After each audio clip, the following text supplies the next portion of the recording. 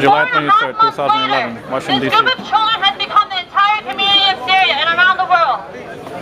The city of Dara has become the entire country. But people are still being apprehended, people are still being tortured, and people are still being killed.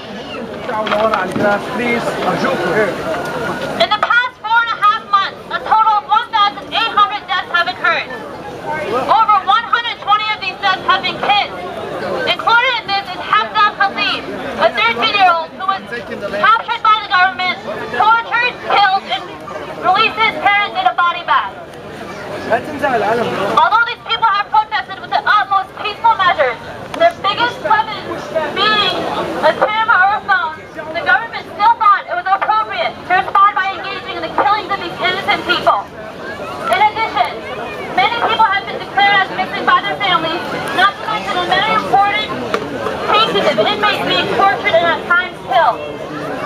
Women in Syria are facing one of the biggest insults to their dignity and religious beliefs. It has become a common practice for Bashar-Assad's soldiers to enter homes uninvited, either remove or find any meals in the household, and then proceed to make the women serve them without a stitch of clothing on their bodies.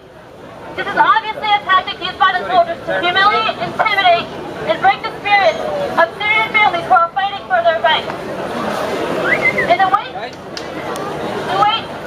wake of the attack of the American embassy in Syria, Hillary Clinton released a statement saying that the American government did not have any interest in Assad staying in power. Although the Syrian community appreciates the fact that America is making no effort to protect Assad's position in Syria, if for no other reason than to disable little stability in the Middle East has, we ask that Americans do not view the events in Syria merely through the lens of the balance of power. Words such as interest have no place in the discussion of human lives being destroyed, and an entire country being under the power of a dictator. And to those who would prefer Assad stay in power in order to maintain the balance of power amongst the diverse religious factions in Syria, as Ben Franklin once said, a man who prefers his own security over liberty deserves neither. We ask now that everyone bring their attention to the tragic events in Syria. We ask that everyone raise their voice and strengthen the cry against the violations of human rights. As a great man once said, I have a dream. Our dream is once again to uphold the rights and dignity of humans.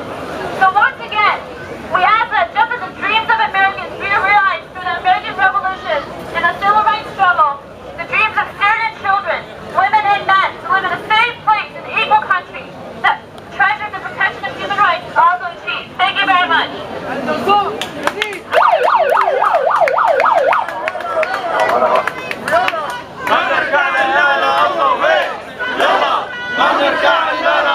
Hey, yalla, man nirka' Allah, Allah, hey.